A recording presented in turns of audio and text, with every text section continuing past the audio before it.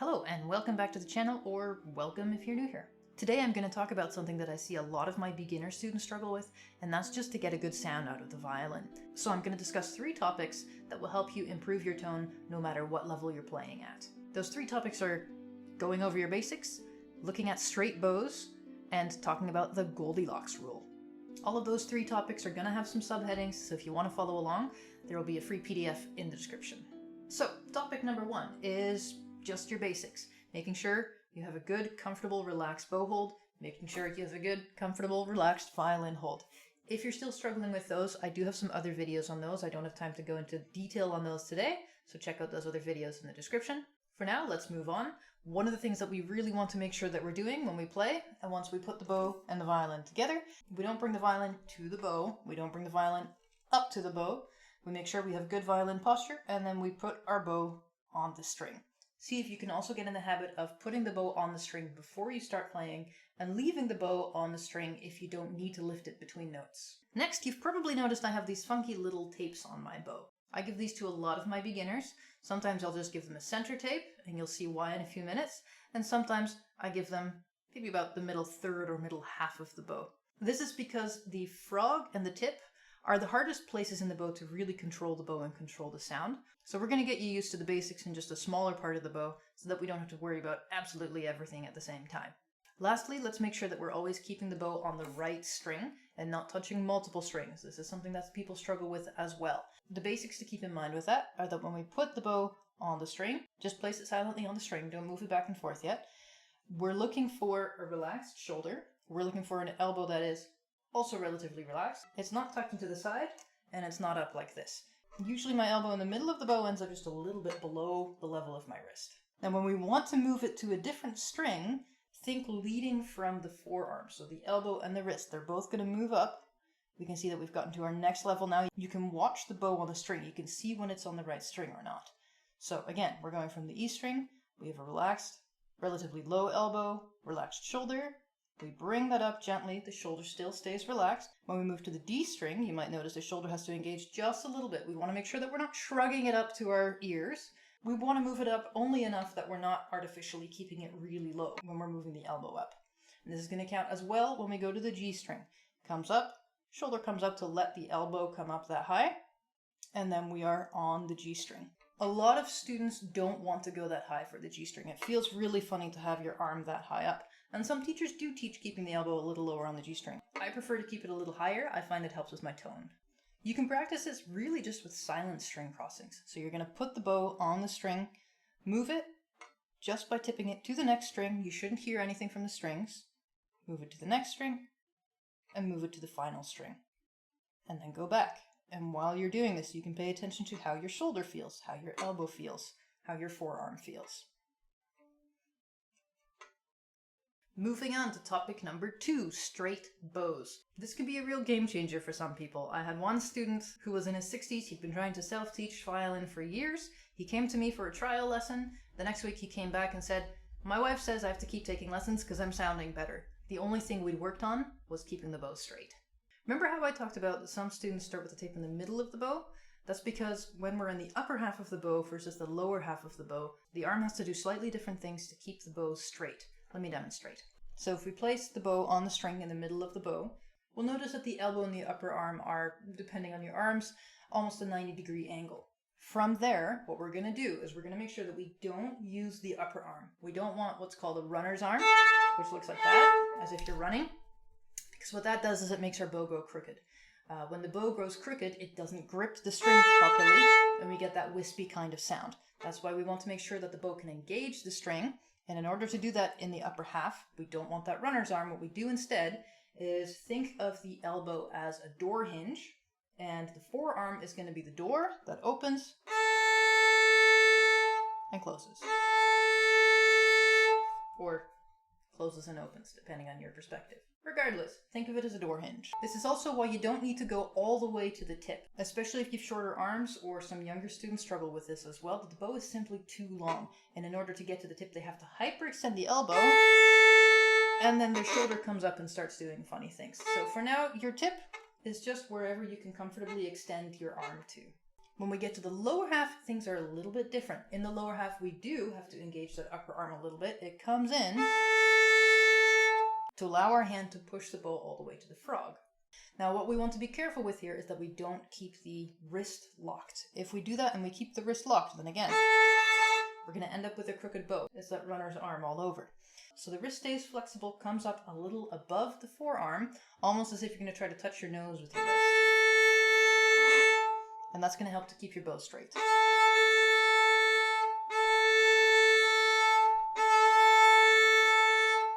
When we put the whole bow together, starting from all the way over here, we get to that middle point and the elbow opens. That can be a lot to try all in one go. That's why shortening the bow again is helpful, either from the middle to practice just in the upper half first. That's the starting point that I would suggest. Or going from a little below that to get used to just that smaller portion of the bow and the less extreme versions of those gestures. Now, straight bows is something you might spend a bit of time practicing, so here's a few practice tips. One, and you've probably heard this if you have a teacher, use a mirror. Looks can be pretty deceiving. What we see from our angle that might look straight might actually be like this, which you can see is crooked. Often it's a little less extreme than that, but still, it's hard to tell really when it's exactly straight or not. So use a mirror to help you out. Tip number 2 is to watch your contact point. Now, this I'm going to go into more in section 3, the Goldilocks Rule, but your contact point is essentially where the bow is placed between the bridge and the fingerboard. For now, the best place is to keep it exactly in the middle, and what you can do is you can watch that distance between the bow and the bridge, and see if you can keep that distance the same from the bottom tape, or the bottom of your bow, to the top tape, and back.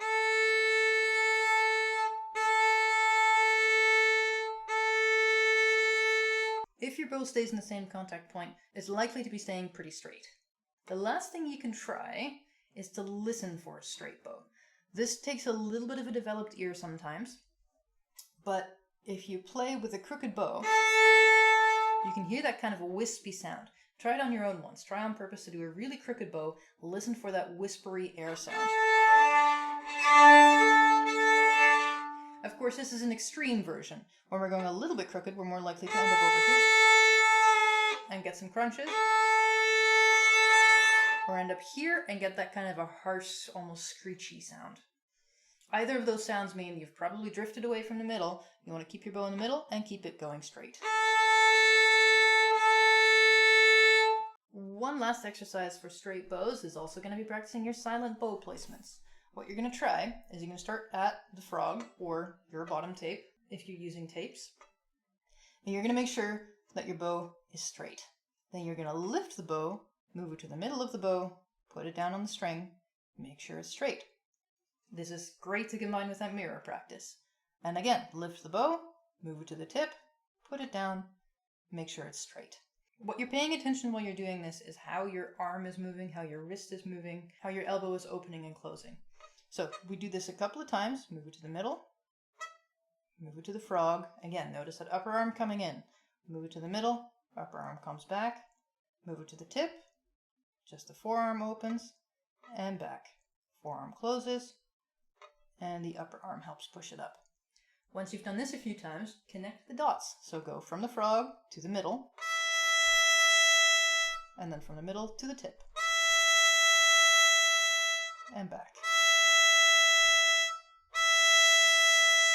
Then you can try it with a whole bow in one go, but you're going to pay attention to that middle spot where the upper arm stops moving and it's just the elbow opening up.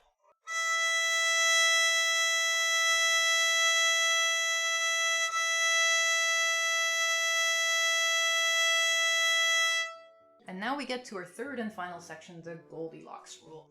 You know the story of Goldilocks, the little girl who's out walking in the woods and comes across a house that happens to be open because its owners, who happen to be bears, are also out for a walk, and she decides to go in as a regular person does, and she tries the porridge, and the one, which is the papa bear's, is too hot, and the other, which is the mama bear's, is too cold, and the baby bear's is just right.